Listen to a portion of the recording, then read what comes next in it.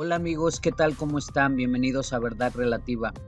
Gracias por visitarnos una vez más.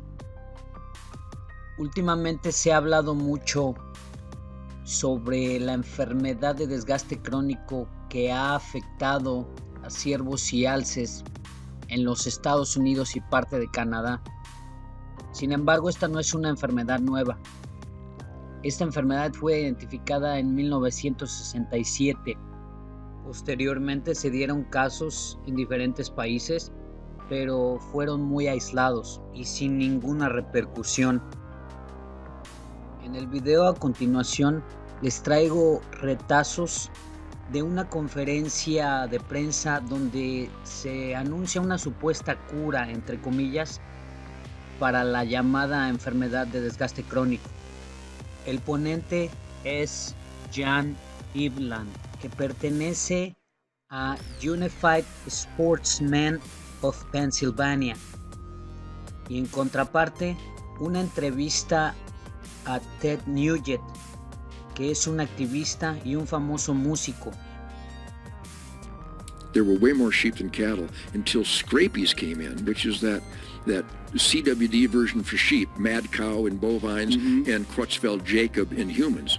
And of course, Creutzfeldt-Jakob was a result the scientists determined by the scientists Creutzfeldt and Jacob that the Indonesian people that got this spongiform condition from a mutated prion because they ate the brains of their conquered enemies, which is never a good idea. So I'm aware. I think the concern, though, with CWD is that it's spreading. It's not spreading. My friend Doug, his farm in Wisconsin, they're just starting to test positive for CWD. They're just starting to get why? animals. Because they're looking for it. Well, it's not just that. They were looking for it before, but they think that it's come from animals that get out of these high-fence farm operations where they all feed from the same trough, and they spread this from there. I think there's no evidence to support that. Dr. James Crow just testified with me in front of the Michigan Natural Resource Commission and Department of Natural Resources, and all the exhaustive studies have concluded that CWD cannot be cross species. You can't get it by eating. A person can't get it. Person can't get it.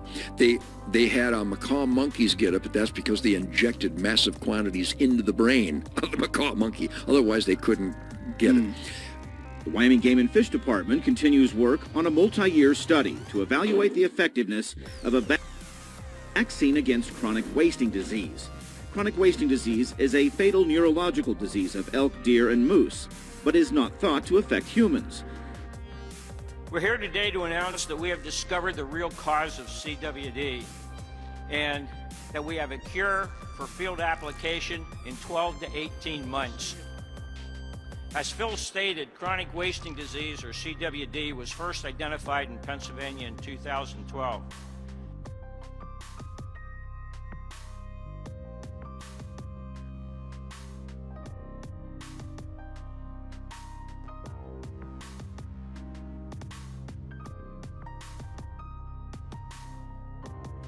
Those farms, the deer farms, that's one of the primary ideas of the source of CWD, right? No. They think that a lot of it comes from deer farms. Nope, it came from Colorado Department of Wildlife. What do you mean? 1967, they injected scrapies, which is the sheep version of the spongiform encephalectomy, into the mule deer in 1967, and they got out. That's where it started. Why did they inject it? I cannot imagine bureaucrats being assholes, I suspect.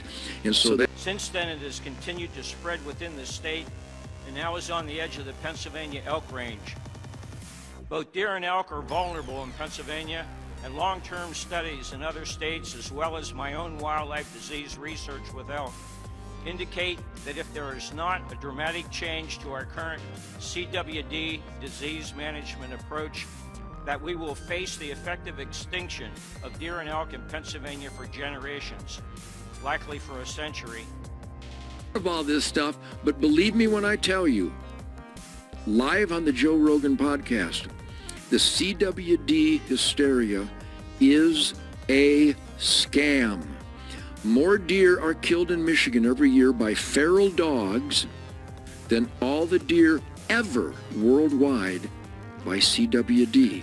To date, the mainstream theory is that the disease is caused by a malformed protein called a prion. However, after decades of searching, no cure has been found for this supposedly prion-caused disease. That is, until now.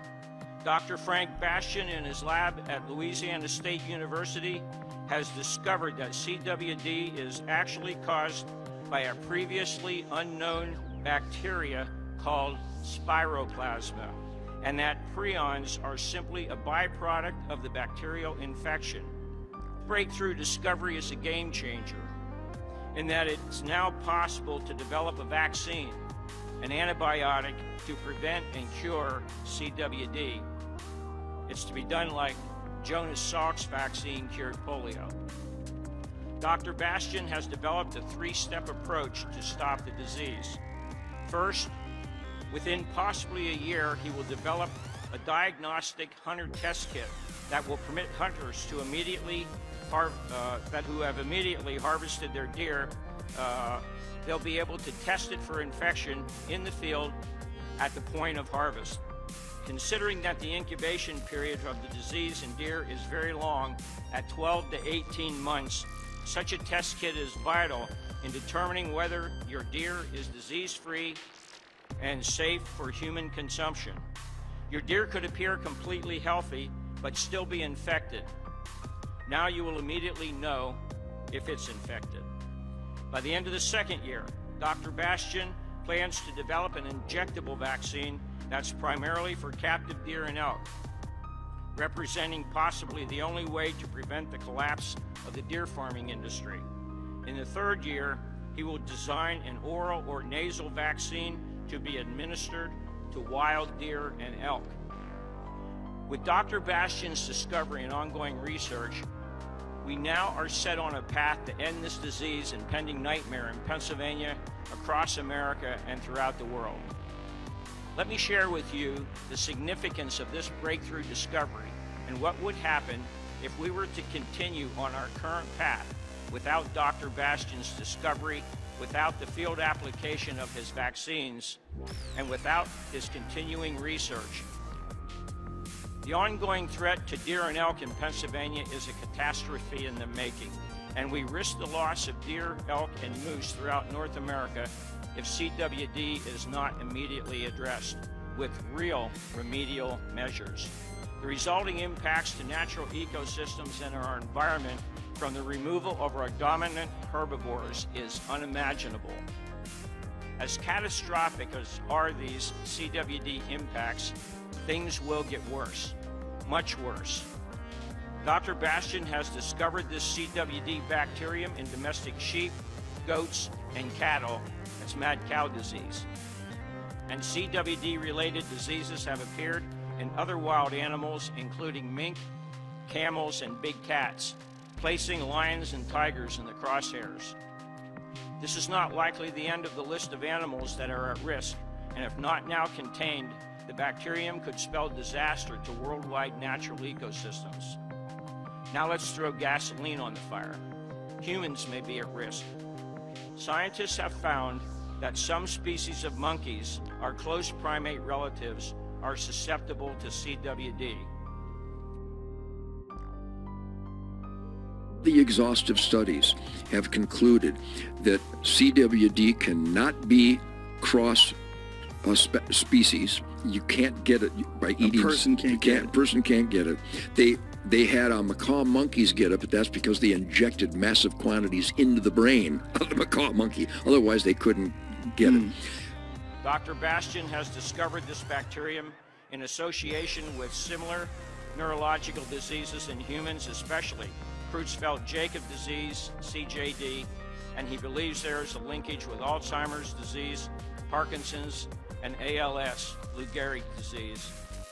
Once CWD has been fully addressed, Dr. Bastian's research will extend into the area of human health, and his discoveries will open the door toward pursuing cures for these and possibly other neurodegenerative human diseases.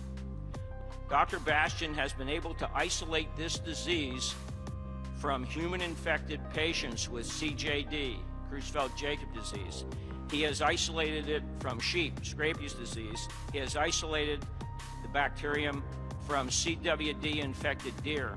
He can grow them in culture in a lab. It's the same spiroplasma bacteria, and he has infected sheep and deer with that lab-grown bacterium. In addition, 15% of Alzheimer's patients, according to a study, have been misdiagnosed. They have CJD. That means within a few years of his research, it may be possible to cure 15% of Alzheimer's patients worldwide with something as simple as an antibiotic vaccine. I have been asked at the top levels of government for a 10-year plan from Dr. Bastian. Here's a summary of the plan.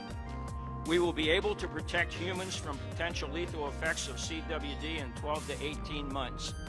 That's the Hunter test kit.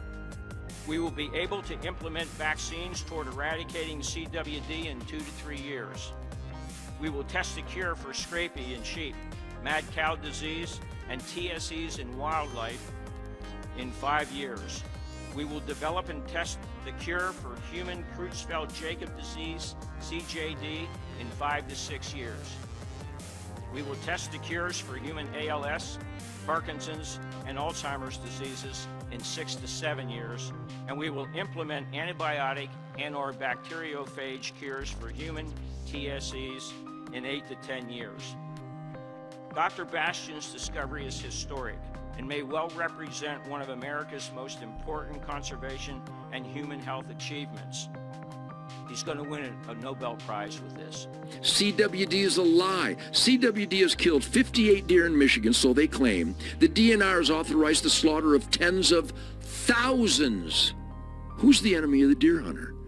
The bureaucrats are. Como pueden ver, hay mucha controversia acerca de esta enfermedad. Lo que es muy curioso es que constantemente aparecen nuevas enfermedades, nuevos virus procedentes de especies animales que constantemente amenazan la salud de los seres humanos y a posteriori encuentran la cura o desarrollan una vacuna para erradicar dicha enfermedad. Esto, por supuesto, crea grandes dividendos para ciertas instituciones. ¿Les suena problema, acción, solución? No lo sé, tal vez estoy elucubrando o tal vez estoy en lo correcto. Algunos teóricos de la conspiración plantean que esta enfermedad fue creada en un laboratorio y fue inoculada en los animales para que de esta manera la gente que se alimenta de ciervos y animales en estado salvaje recurran a alimentos provenientes de las grandes industrias. La otra era crear miedo para que de esta manera la gente pida un remedio, una solución ante este problema y obviamente recurran a las vacunas o a la medicina, ya que mucha gente en estos tiempos está renunciando a las vacunas debido a que se sabe que algunas causan iatrogenia. ¿Y ustedes, amigos, qué opinan? ¿Qué creen que haya detrás de esta enfermedad? ¿Es otra arma más para conseguir que la gente se vacune? ¿O es una enfermedad real? Me interesaría saber su opinión. Les invito a dejar sus comentarios, que lo compartan para que la gente tenga otra perspectiva de lo que está sucediendo. Pero por ahora es todo. Les agradezco profundamente su atención. Les invito a compartir el video. Si les ha gustado, denle like y recuerden suscribirse al canal para más contenido similar. Buenas vibras para todos y hasta la próxima.